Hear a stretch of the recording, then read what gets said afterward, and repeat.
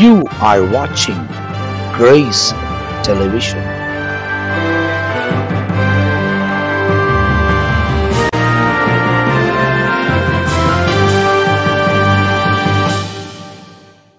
பிரியமானவர்களே, ஆண்டவராகிய இயேசு கிறிஸ்துவின் நாமத்திற்கு மகிமை உண்டாக. உங்களையும் வாழ்த்துகிறேன். தேவ கிருபையினால் பரிசுத்த ஆவியானுடைய துணையோடு உங்களை வாழ வைக்கிற ஆண்டவரின் வல்லமையுள்ள வார்த்தைகளை சொல்லும் இந்த கிருபையை எனக்கு அவர் தந்ததற்காக கர்த்தருடைய நாமத்திற்கு ஸ்தோத்திரம். இந்த உலகத்தில் எத்தனையோ வல்லம் இருக்கிறது, எத்தனையோ காரியங்கள் இருக்கிறது. ஆனால் இந்த வேதத்தின் மூலம் புறப்படுகிறதான வல்லமை, இதன் மூலம் வருகிற ஆசீர்வாதத்தை நீங்கள் பார்க்க முடியாது. இதுவரை இல்லாத அளவில் உலகத்தில் பல மாற்றங்கள் இருக்கிறது, பல சூழ்நிலைகள் உருவாகி கொண்டிருக்கிறது.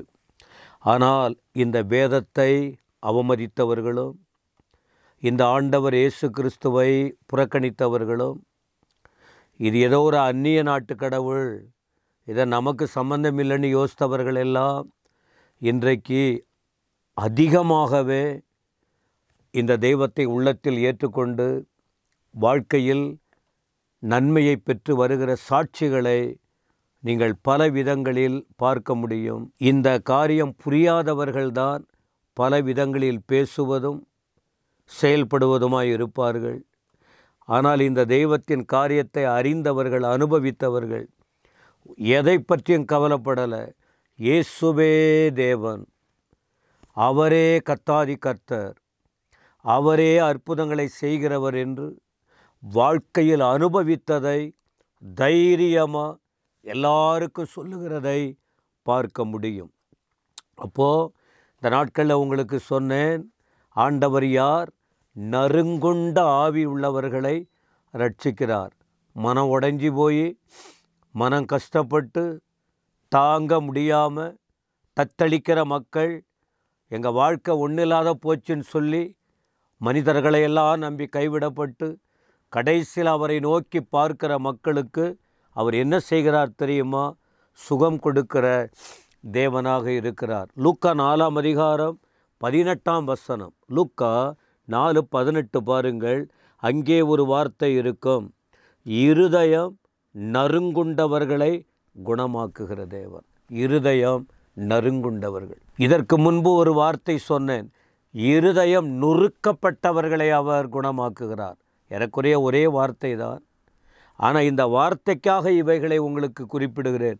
இருதயம் நறுங்குண்டவர்கள், நறுங்குண்டு, நொறுங்கி போய், அதான் அப்படின்னா வாழ்க்கையே இல்லை, ஒன்றுமே இல்லை, நில்.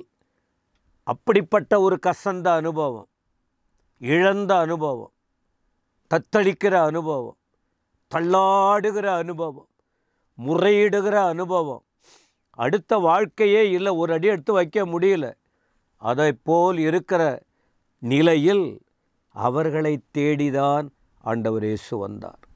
2000 வருஷத்துக்கு முன்பு அவர்களை தேடிதான் வந்தார். அவர்களோடு பழகினார், பேசினார், நன்மை செய்தார், தன்னில் இருக்கிற வல்லமையை விளங்க பண்ணினார். இன்றைக்கும் அதே ஆண்டவர் அற்புதங்களை செய்ய வல்லவராக இருக்கிறார். இருதயம் நறுங்குண்டவர்கள் குணமாக்கப்பட முடியும். மருத்துவ ரீதியாக உடல் பாதிப்புகள், உடலின் உறுப்புகளில் பாதிப்பு வந்தால் டாக்டர்கிட்ட போகிறோம், அது வேறு. ஆனால் உங்கள் இருதயம் பாதிக்கப்பட்டால் அதுக்கு மருந்து ஆண்டவருடைய வார்த்தை தான். ஆண்டவருடைய வார்த்தை தான் மருந்து. அவருடைய இரத்தத்திலே விடுதலை. ஆண்டவரால் தான் குணமாக்க முடியும்.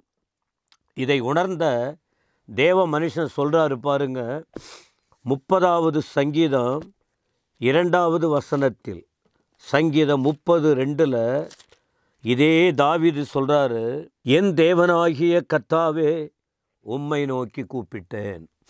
இருதயம் நொறுங்கி போயிடுச்சா? இருதயம் நறுங்குண்ட அனுபவம், ஒன்றுக்கும் உதவலை, வாழ்க்கை அவ்வளவுதாங்கிற நிலைமையில் காணப்படுகிற அனுபவத்தில் தாவீது கூட அப்படி தான் போனார். ஆனால் அவர் சொல்கிறாரு, என்ன சொல்கிறாரு? என் தேவனாகிய கர்த்தாவே, நீங்கள் தான் தேவன், என் தேவன் நீங்கள் தான். நீங்கள் தான் என்னை ஆளுகை செய்கிறவர். உம்மை நோக்கி நான் கூப்பிட்டேன். எதையோ நோக்கி கூப்பிட்டு பார்த்தேன். என் உறவுகளை கூப்பிட்டு பார்த்தேன். நண்பர்களை கூப்பிட்டு பார்த்தேன். எல்லாரையும் நோக்கி கூப்பிட்டு பார்த்தேன். ஒன்றும் பலன் இல்லை. ஆனால் என் கண்களை உமக்கு முன்னாலே ஏறெடுத்து சத்தமாக கூப்பிட்டேன். நீர் என்னை குணமாக்கினீர். கவனிச்சிங்களா? ஆண்டவரை நோக்கி கூப்பிடுறவங்க பெருமையாக இருக்க போவதில்லை. ஆண்டவரை நோக்கி கூப்பிட வேண்டும். ஆண்டவரை நோக்கி கூப்பிடுவது மட்டுமல்ல, இன்னொரு காரியம் கூட செய்யணும். அவர் என்ன சொல்கிறாரோ அவர் வார்த்தையை கேட்கணும்.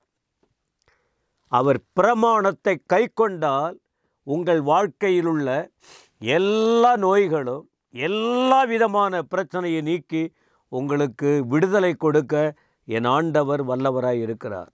யாத்ராகமத்தின் புஸ்தகம் 15ஆம் அதிகாரத்தின் 26ஆம் வசனம் சொல்லுகிறதை பாருங்கள். என்ன சொல்கிறாரு? உங்கள் ஆண்டுடைய சத்தத்தை கவனமாய் கேளுங்க. தேவனுடைய சத்தத்தை கவனமாய் கேளுங்க. அவர் பார்த்து கொண்டிருக்கிறார். அவர் பார்வைக்கு நல்லதை செய்யுங்க, செம்மையானவைகளை செய்யுங்க. 3வது, அவர் கட்டளைக்கு செவி கொடுங்க. ஆண்டவர் பிரமாணங்களை கட்டளைகளை கொடுக்கிறார். அவர் கட்டளைகளுக்கு செவி கொடுங்க. அவருடைய நியமங்கள் யாவையும் கை கொள்ளுங்க. 4 காரியம் சொல்லியிருக்கு பாருங்க அந்த வசனத்தில். ஒரே வார்த்தையில் அவர் சொல்லுகிற எல்லா வார்த்தைகளையும் கேட்டு உணர்ந்து அர்ப்பணித்து கீழ்ப்படிந்து நாம் அனைவரும் வாழ்வோம் என்றால், அவர் ஒரு வார்த்தையை சொல்லுகிறார். அன்றைக்கு எகிப்தியர்களுக்கு நான் வாதைகளை உண்டாக்கினேன். 10 விதமான வாதைகளை குறித்து இந்த யாத்ராகம புத்தகத்தில் 6ஆம் அதிகாரத்துக்கு மேலே 12ஆம் அதிகாரத்திற்குள்ள பார்க்க முடியும். எதற்காக அந்த வாதைகள்? 10 விதமான வாதைகளை எகிப்து தேசத்தில் யாருக்கு அதை கொடுத்தார்? தேவனுடைய பிள்ளைகளை ஒடுக்கினவர்களை, இருதயத்தை நொறுங்கி போக வச்சவங்களை அவர்களுக்கு ஆண்டவர் கொடுத்தார். ஆனால் தேவ பிள்ளைகளுக்கு அவர் சொல்கிறாரு, அப்படி எகிப்தியருக்கு நான் வியாதியை வரப்பண்ண, ஆனால் உங்களுக்கு அதை நான் கொடுக்க மாட்டேன்.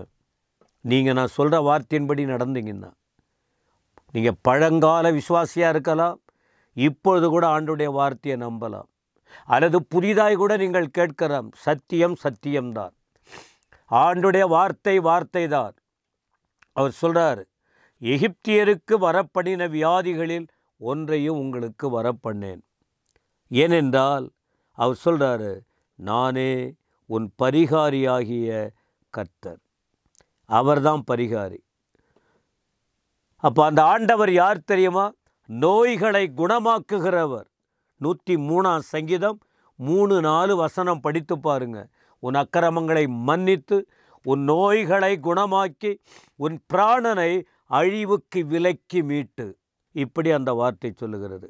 எப்படி அவர் குணமாக்குகிறார்? 107ஆம் சங்கீதம் 20ஆம் வசனம் சொல்லுகிறது, அவர் தம்முடைய வார்த்தையை அனுப்பி குணமாக்குகிறார். வசனத்தை அனுப்பி குணமாக்குகிறார். மத்தேயு 9:35 பாருங்க. அவர் அண்டை யார் யார் வந்தார்களோ ஒருவரையும் வெறுமையாய் விடவில்லை. என் ஆண்டவர் இயேசு அவர்களை சுகமாக்கி அனுப்பினார். இந்த வார்த்தைகளை கேட்கிற தேவ ஜனமே, நீங்கள் எந்த நிலையில் பாதிக்கப்படுறீங்க? டாக்டர்களால் கைவிடப்பட்டீங்களா? மனிதர்களால் கைவிடப்பட்டீங்களா? உங்கள் வாழ்க்கை உடைஞ்சு போயிருக்கா? உங்களுக்கு ஒரு ஆரோக்கியம் வேணுமா? கர்த்தரை நம்புங்க. சொல்லப்பட்ட வார்த்தையை விசுவாசிங்க. அவர் உங்களுக்கு அற்புதங்களை செய்வார். ஜெபிக்கலாமா? எங்கள் அருமை ஆண்டவரை துதிக்கிறோம். உம்முடைய வார்த்தை அறிவிக்கப்பட்டிருக்கிறது. ஒவ்வொருவரோடு இடைப்படும். ஒரு மிகப்பெரிய விடுதலையை கட்டளையிடும். நசரேயனாகிய இயேசுவின் நாமத்தில் அற்புதங்களை செய்யும்படி வேண்டுகிறோம். கிரியை செய்யும். நீங்கள் தான் அற்புதத்தை செய்ய முடியும். இயேசு கிறிஸ்துவின் நாமத்தில் ஜெபங்கேளும் நல்ல பிதாவே. ஆமென்.